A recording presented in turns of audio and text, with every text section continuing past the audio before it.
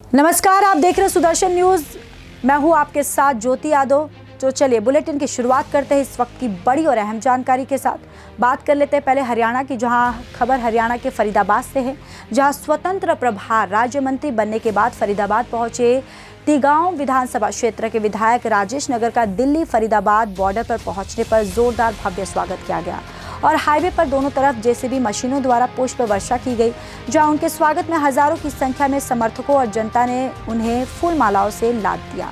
वहीं बदले में राज्य मंत्री राजेश नागर ने भी जनता पर पुष्प बरसाए और साथ ही जगह जगह उनका भव्य स्वागत किया। जेपी नड्डा जी का, अपने धर्मेंद्र प्रधान जी का, अपने विप्लव देव जी का, अपने सुरेंद्र नागर जी का, सुरेंद्र पूनिया जी का, अपने नायब सैनी जी का, मनोहर लाल खट्टर जी का बहुत बहुत आभार धन्यवाद करता हूं, जो उन्होंने मुझे एक मंत्री पदभार दिया और एक जिम्मेदारी दी। और मैं आपको विश्वास दिलाता हूं, मैं इस जिम्मेदारी को, जो विश्वास जनता ने मेरे में जताया, जो मेरे शीर्ष नेतृत्व ने मुझ पर विश्वास जताया, उसमें खरा उतरूंगा।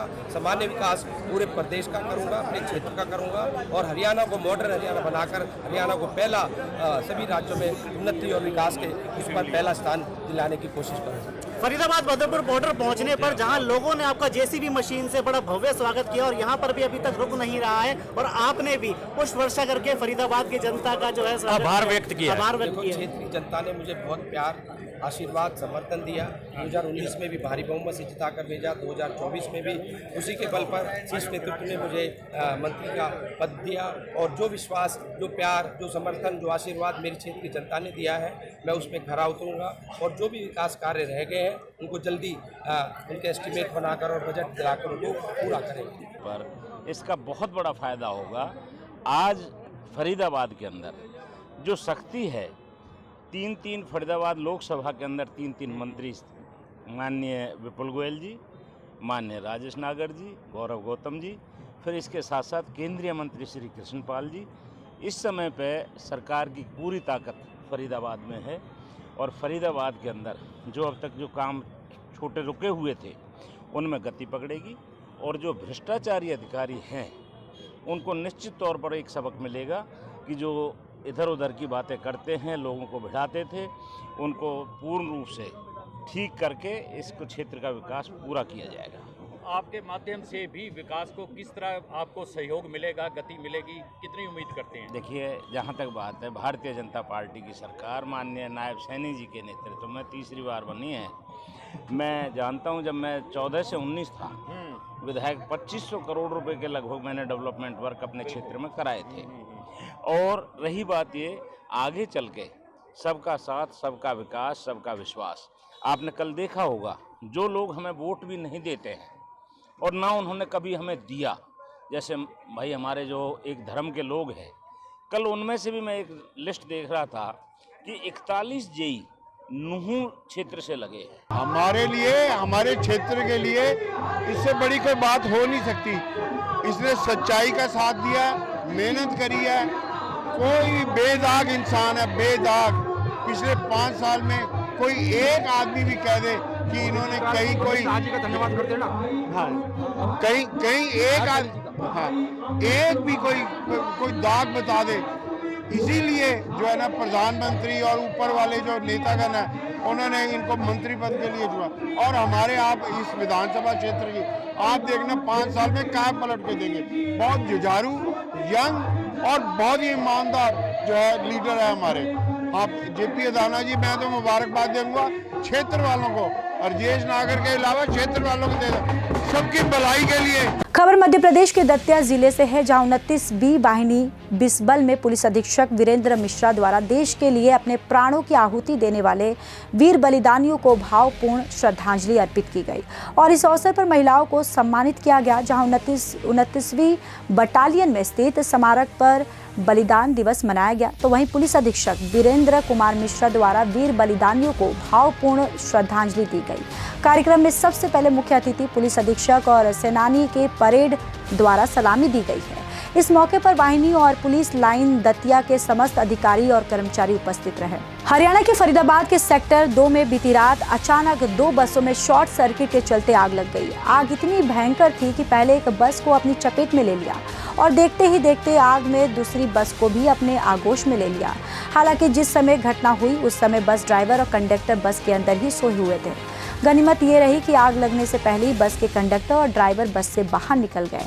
वहीं प्रत्यक्षदर्शी जो है वो बताते हैं कि शॉर्ट सर्किट के चलते अचानक बस में आग लग गई। एसी में शॉर्ट सर्किट हुआ, उसकी वजह से आग लग गई थी। बसों में आग लग गई है जी, कितनी बसें थी? यहाँ 3 बस थी। 3 बस थी। हाँ, तो कितनी बसों में आग लगी है?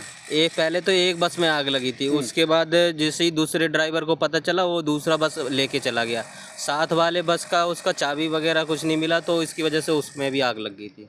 तो सीएनजी बस थी, पेट्रोल की थी? ये सीएनजी है। दोनों सीएनजी हैं? हाँ, दोनों सीएनजी, तीनों। तो यहाँ पे बसों के अंदर भी व्यक्ति थे? हाँ, बसों के अंदर ड्राइवर वगैरह सब सो रहे थे। ड्राइवर वगैरह सब सो रहे थे, तो उनकी जान बच गई? हाँ, सब बच गए जान। कितनी फायर ब्रिगेड की गाड़ी आई थी? यहाँ पे 2 गाड़ी आई थी। तो सूचना फायर ब्रिगेड को किसने दी थी? तो पापा ने फ़ोन किया था। हाँ। तो उसके बाद फायर ब्रिगेड आई थी। तो बसों का मालिक है यहाँ पर कोई? मालिक का तो अभी कोई पता नहीं है। अभी कोई पता नहीं है। 3 बसों में 2 बस जलकर खाक हुई हैं। हाँ, 2 बस जल गई है। तो सूचना कैसे मिली थी आपको? कैसे पता चला कि आग लग चुकी है? नहीं, मैं तो सो रहा था, तो मम्मी ने देखा गेट के नीचे से आग सी जल रही थी, तो मम्मी ने सोचा कोई जला रहा होगा, बाहर देखा, तो फिर हम निकल के भागे जल्दी से। मम्मी ने बताया आग लग गई, तो जल्दी से वहाँ पीछे चले गए थे हम दूर। तो मालिक का नहीं पता बसों का? मालिक का नहीं पता। खबर मध्य प्रदेश के ग्वालियर के घाटी गांव इलाके से है, जहां समाज में नशीले पदार्थों की बढ़ते हुए चलन को लेकर मध्य प्रदेश पुलिस के डीजीपी सुधीर सक्सेना ने नशीले पदार्थों का कारोबार करने वाले अपराधियों के विरुद्ध कार्रवाई किए जाने का आदेश दिया।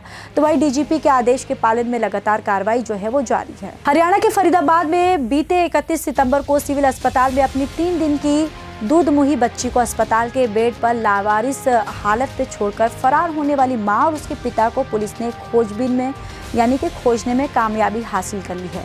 फिलहाल बच्ची और उसके माता पिता को CWC के सामने पुलिस द्वारा पेश किया गया, जहां पर माता पिता के बयान दर्ज कर नवजात बच्ची को उसके माता पिता के हवाले कर दिया गया है। ये 31 तारीख को बच्चे को छोड़ के चले गए थे और डॉक्टर साहब ने इतला दी थी पुलिस को, अभी ऐसे एक छोटा बच्चा है और उसको उसके माँ बाप दोनों छोड़ के चले गए हैं और लड़की है।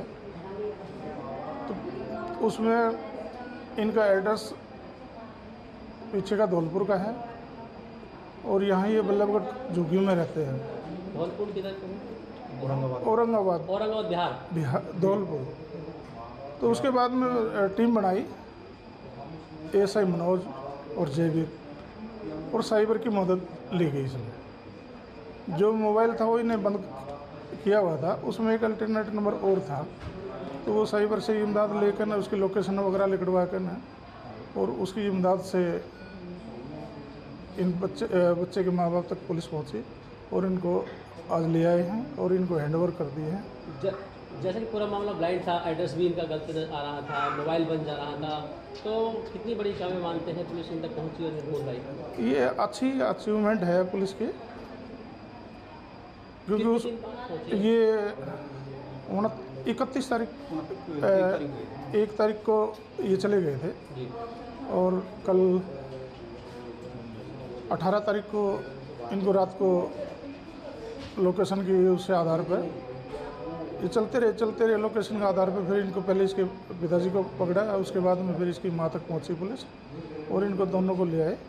आज इनके CWC में बयान कराकर इनको बच्चा हैंडओवर कर दिया है और जो भी लीगल कार्रवाई होगी वो कर दी जाएगी। इन्होंने क्या बताया, क्यों छोड़ के चले गए थे बच्चे को? भाई नहीं, इस बारे में ज़्यादा से तो कुछ बताया नहीं इन्हें। भाई पिताजी कुछ कहता रहा, माँ कुछ कहती रही, अभी गरीब है, गरीबी के चलते हुए ऐसा हुआ है इनके साथ में। जब इनसे बात करी गई तो पुलिस ने बात की तो ये कह रहे हैं हाँ अपने बच्चे को हमें खुद ही पालेंगे, वो हमारी लड़की है, हमसे भूल हुई है, गलती मानी है इनने। फिलहाल इस बुलेटिन में इतना ही। बाकी देश और दुनिया की तमाम बड़ी खबरों के लिए देखते रहिए सुदर्शन न्यूज। जय हिंद।